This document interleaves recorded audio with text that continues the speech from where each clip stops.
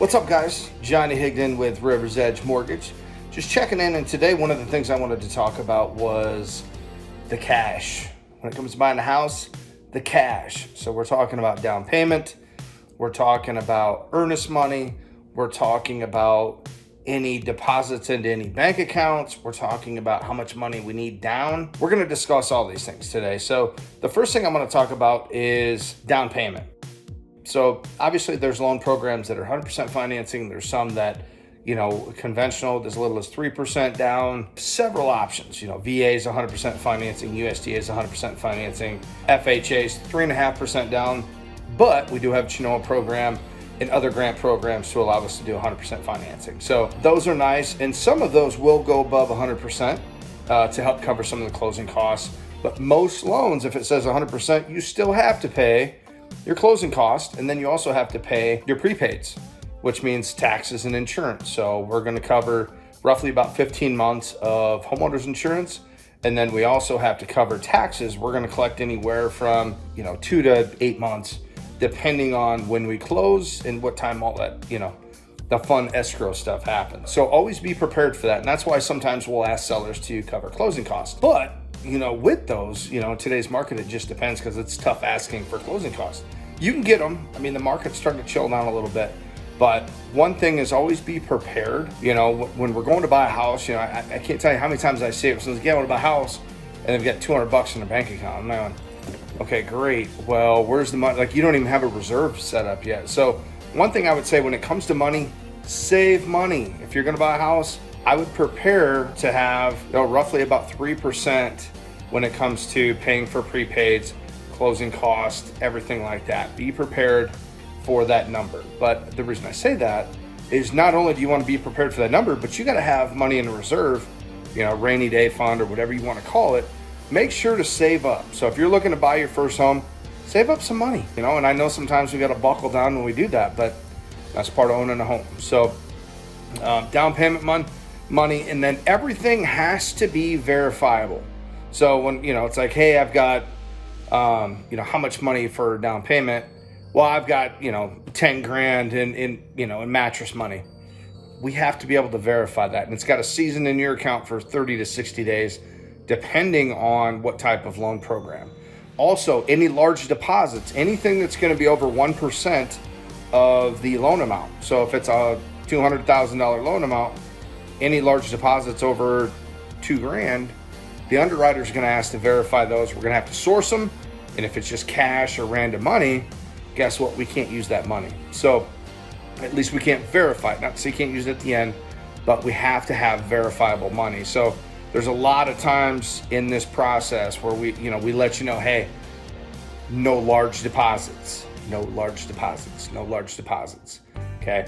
Down payment money has to be verified. You can't borrow that money. It has to be secured. So I have some people who, let's say they have they don't have a ton for down payment. They got a little bit.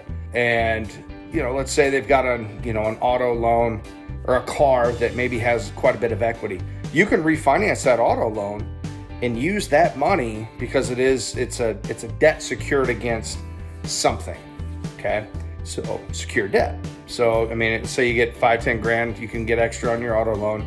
Yeah, your payment goes up. Yeah. But if it helps you get a better loan program, things like that, those are options. So always has to be verifiable money. So this happens a lot where, we'll get somebody that'll have a large deposit. It's like, okay, we got to verify it. Well, it was given to me from a friend.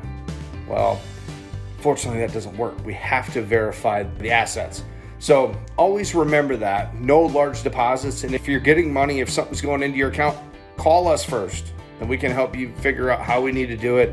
If we need maybe a gift letter or something like that, those things need to be, we kind of have to walk you through that, because if it's done wrong, sometimes we can't use those funds and it can prevent you from buying the house. So we try to stay in front of that, but there are a lot of moving parts, and trust me, we don't want to ask for this stuff. Okay. When we ask for it, it's because the underwriters are going to need it. It's just part of the process, and we have to verify it. So ever since 9/11, they've got laundering rules and different ways that we have to verify the money. So just be prepared for that. No large deposits. And another thing too is earnest money. Agents, clients, anybody, please make sure that the earnest money is coming out of your account and that we can verify. Otherwise, during the process, if we can't verify that earnest money, we have to take it out of the numbers that we're using. So at the end of the day, you're like, why am I paying $500 more at closing? Well, we couldn't verify the earnest money. So the sellers have to give you a check at closing. It's a messy process. It's a pain in the butt. Everyone complains about it. And I'm like, yeah, well, agents, make sure that clients, when they are doing the earnest money, that it's verifiable. Don't take cash. Have them write a check. Or if they're getting gift funds, make sure that they understand that, hey, we're going to have to verify if mom and dad give you, $1,000 to put down for earnest money, make sure that we can verify that money. So everything that we do, we have to verify, whether it's income, whether it's assets, everything. Not that we want to, that's just part of the game. It's part of owning a home. It's the biggest investment you'll probably make in your life. So they do want to make sure that we can make payments, that the money there is legit and that we're not laundering money, things like that. So just make sure any deposits, any large deposits you have in your account, we can source, or they're seasoned, which means if they're in there for 60 days, guess what? It's seasoned. You can use it. I know, funny rule.